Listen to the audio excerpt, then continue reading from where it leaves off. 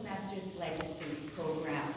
Our speaker number one today is Catherine Secundiak, who has been a member of Toastmasters since November 2010 and is the current District Director overseeing operations of all of District 42. District 42 leadership team, which includes area directors, many of whom you know, division directors, we have our division lead director, it includes district executive members and lots of volunteer leaders. Supports, now think of this, 130 clubs and over 2,000 members throughout southern Saskatchewan and southern Alberta. Catherine is completing her third project from level 3 in the effective coaching education path. She has selected from her choice of elective projects, making connections through networking. The purpose of this project is twofold: for Catherine to develop and practice a personal strategy for building connections through networking, and for her to share some aspects of her experience networking, presumably in this speech. Mr. Timer, Catherine has requested the green light at 5 minutes. So the yellow at 6 minutes and the red light at 7 minutes. Therefore, fellow Toastmasters, please welcome distinguished Toastmasters Catherine Secundiak with her speech entitled, "Are You Worth It?"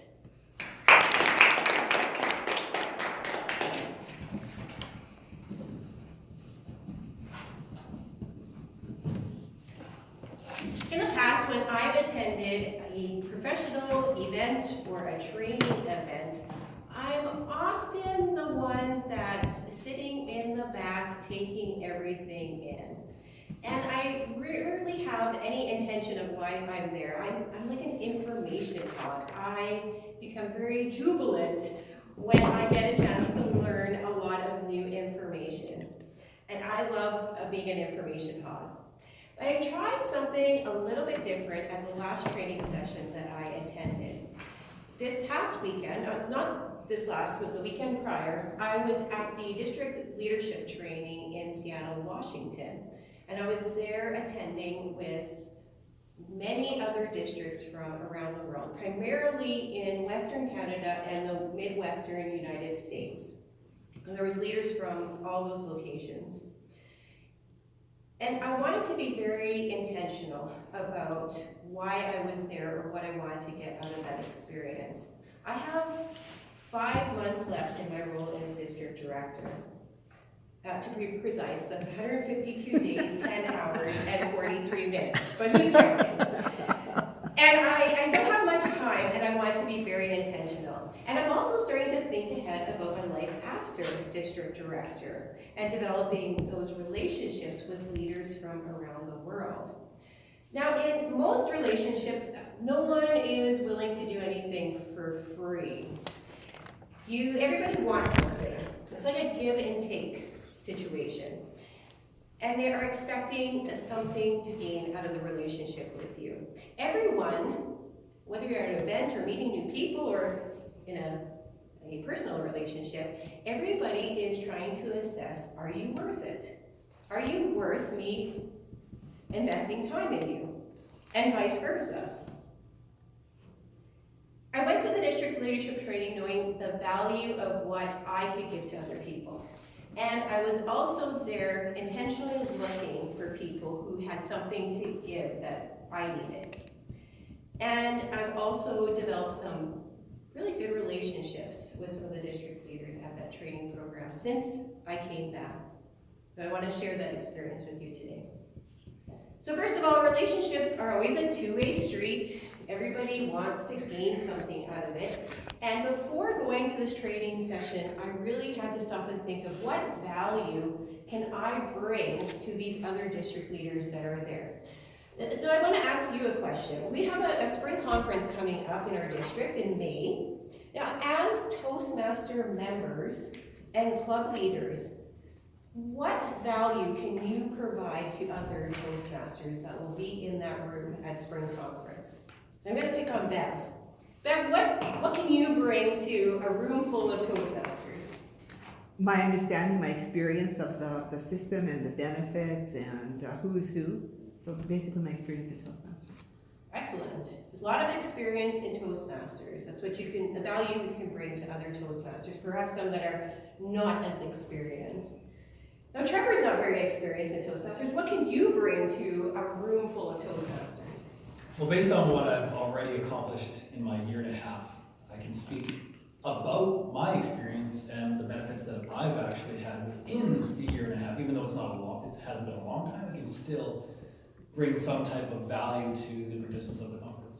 Yeah, so it's really good to set those expectations and really understand yourself. What can you bring to the table? And I would encourage you to not just think about Toastmasters experience, but also your personal experience.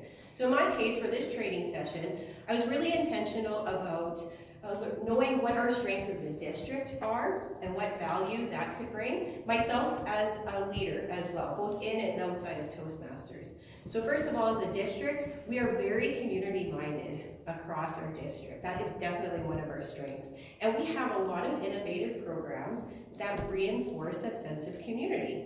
We have what's called the Circle of Gold, which is a peer mentoring group that brings Toastmasters from around the area, regardless of what club they're in, to help each other learn and strengthen their presentation skills. We also have something now that's called Coachcraft. It's a reinforcement or invigoration of the coaching program. And there's been some innovative ideas in that area. So regarding building community, District 32 is really strong. For myself personally, I've been a district leader for 6 years now. I have some experience with district leadership that likely some of the district leaders who are newer to their roles would be able to build from them. So understanding the value that you bring to the event or to the members that are participating. Now again, it's a mutual relationship. It's always a two-way street. And not only need to know what you can bring to the table, but you need to be intentional about what you want to get out of it. For us in District 42, we've been struggling with marketing programs, as well as leadership succession in our district. We'd like to be able to maintain marketing and succession programs that are long-lasting, more than just a year long. And so I was intentional about finding district leaders that had success in that area. I had set out prior to going to the event, specifically some of the objectives that I was looking for, and I was able to make connections that way. So what happened at the event itself? What were the results? So understanding the value and knowing what I was looking for, the whole entire time, it was a series of 50 questions. Starting off with, what are some of the challenges that you have this year? To know where I might be able to be of service to them. And then asking, what are some of the successes you've had this year in your district? So I could see some of the districts that I could call upon to build fill some of the gaps that we have in our district. In the end, I was able to make connections with many of the districts from Western Canada, which was very cool, and steal some marketing program ideas from them, of which they were very open to sharing. And in reciprocation of that, I was able to provide them some information about our Coachcraft program. Our club growth director was able to make a presentation on that and share. In the end, through working through this project, it's really helped me develop a strategy for networking that I think will be really effective going forward. To really know what the value is of what I can offer to the people that are attending these events, and what specifically I want to take away from it. And I encourage you, the next time that you end up going to an event where you have an opportunity to network, is to think about your value and the value that you're looking for, and start asking those questions to assess, are you worth it? Are you worth